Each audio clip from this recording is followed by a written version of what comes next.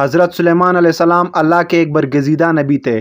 آپ داؤد علیہ السلام کے بیٹے تھے۔ سلیمان علیہ السلام کی حکومت دنیا کے ایک بڑے حصے پر تھی۔ سلیمان علیہ السلام کا سلسلہ نسب یہودا ابن یعقوب سے حضرت ابراہیم علیہ السلام تک جا ملتا ہے۔ آپ کم عمری میں ہی تخت نشین ہو گئے۔ اللہ نے آپ کو داؤد علیہ السلام کی طرح منصب نبوت سے بھی نوازا اور ساتھ ہی وسیع ملک و سلطنت بھی عطا فرمائی۔ سلیمان علیہ السلام کی حکومت انسانوں کے ساتھ ساتھ جن و انس، شیطان، چرند و پرند اور ہر اقسام کے جانوروں پر تھی۔ علماء نے آپ کی حکومت 750 سال لکھی ہے۔ آپ کو بہت سارے معجزے بھی عطا کیے گئے تھے۔ مثلاً آپ جانوروں کی بولیاں سمجھ سکتے تھے، آپ ہوا پر قابو رکھتے تھے اور آپ کا تخت ہوا میں اڑتا تھا۔ جن اور شیاطین آپ کے خادم اور غلام تھے جو حکومتی امور میں آپ کی اطاعت کرتے تھے۔ مسجد اقصیٰ کی تعمیر میں یہی جنوں نے دور دور سے پتھر اور سمندر سے موتیاں نکال نکال کر لایا کرتے تھے، جس سے بیت المقدس کی تعمیر ہوئی۔ اس کے علاوہ آپ جنوں سے بہت سارے کام کرتے تھے۔ اللہ نے قرآن میں فرمایا ہے، اور ہم نے سلیمان کی آزمائش کی اور ان کے تخت پر ایک جسم ڈال دیا، پھر انہوں نے رجوع کیا۔ اس آیات میں اللہ نے حضرت سلیمان علیہ السلام پر آنے والی ایک آزمائش کا ذکر کیا ہے۔ علماء و مفسرین نے اس آیات کی مختلف تفسیر و وضاحت کی ہے۔ ایک آراء کے مطابق سلیمان علیہ السلام کی ایک غفلت کے نتیجے میں آپ کے تخت پر اللہ نے شیاطین کو مسلط کر دیا تھا اور کچھ عرصے کے لیے آپ سے حکومت چھین لی گئی۔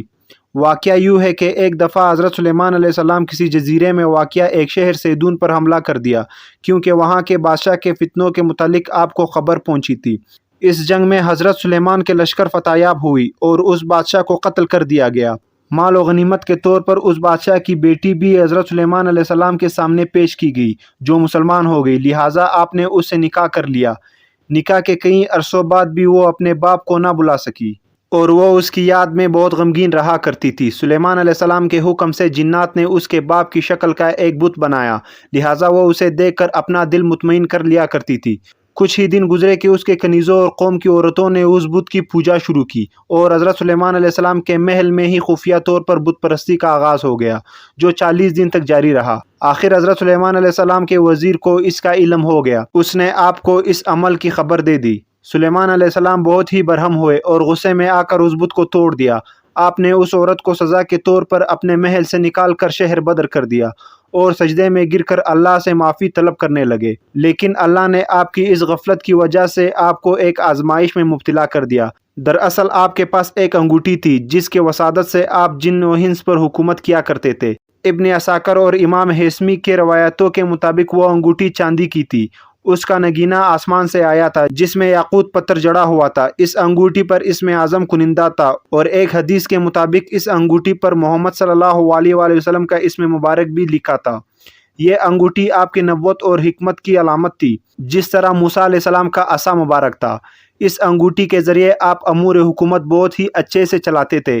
اسے آپ کبھی خود سے الگ نہیں کرتے تھے۔ جب آپ قضائے حاجت کے لیے جاتے یا اپنے بیویوں کے پاس جاتے تب ہی اس انگوٹھی کو اتارتے اور اسے اپنی سب سے بھروسے مند کنیز آمینہ کے سپرد کر دیتے تھے۔ ایک دن جب آپ قضائے حاجت کے لیے جا رہے تھے تو اس انگوٹھی کو آمینہ کے حوالے کیا۔ کچھ دیر بعد ایک شیطان جس کا نام سخر تھا آپ کی شکل میں آمینہ کے پاس آیا اور وہ انگوٹھی لے لی۔ انگوٹھی کا اس کے ہاتھ میں آنا تھا کہ حضرت سلیمان علیہ السلام کی ساری طاقت، قوت اور اقتدار اس شیطان کے قبضے میں آ گئی۔ سلیمان علیہ السلام کو اب کوئی نہیں پہچانتا تھا۔ جب آپ لوگوں کو یہ کہتے کہ میں ہی سلیمان بن داؤد ہوں تو لوگ یقین نہ کرتے اور آپ کا مذاق اڑاتے تھے، لہٰذا آپ سمجھ گئے کہ یہ اللہ کی طرف سے آزمائش ہے۔ آپ تخت و تاج چھوڑ کر شہر سے باہر چلے گئے اور روزگار کی تلاش کرنے لگے۔ آپ نے ایک ماہی گیر کے ہاں نوکری کر لی۔ آپ ہر روز اس کے لیے سمندر سے مچھلیاں پکڑ کر لایا کرتے تھے، جس کے بدلے وہ آپ کو 2 مچھلیاں دے دیا کرتا تھا۔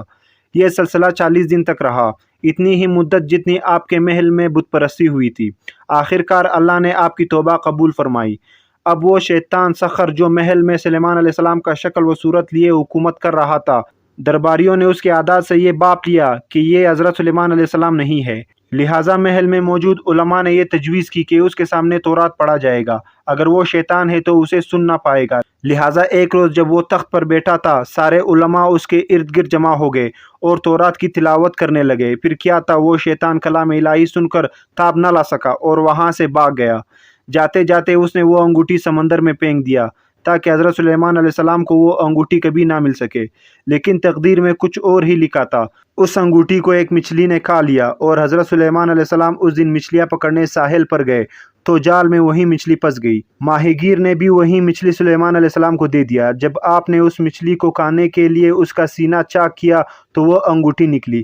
پھر کیا تھا، اسے پہنتے ہی سارے جن و انس اور مخلوق آپ کی خدمت میں حاضر ہو گئے اور اطاعت پر آمادہ ہو گئے۔ آپ نے بارگاہ خداوندی میں شکر ادا کیا اور پھر سے حکومت سنبھالی۔ اس موقع پر آپ نے وہ مشہور دعا کی تھی جسے قرآن میں سورہ صاد میں ذکر کیا گیا ہے کہ اے میرے پروردگار، میری مغفرت فرما اور مجھے ایسی بادشاہت عطا کر جو میرے بعد کسی کو بھی میسر نہ ہو۔ یہ رائے حضرت ابن عباس، مجاہد، سعید بن زبیر اور قتادہ کی ہے اور ان سے تمام روایت امام ابن کثیر نے اپنی تفسیر میں جمع کیا ہے۔ اہل تشیع کے حقائق کے مطابق یہ انگوٹھی بعد میں آنے والی نبیوں کو منتقل ہوئی اور نبی صلی اللہ علیہ وسلم کے ذریعے حضرت علی کو ملی۔ اس طرح اولاد علی کو منتقل ہوتی رہی۔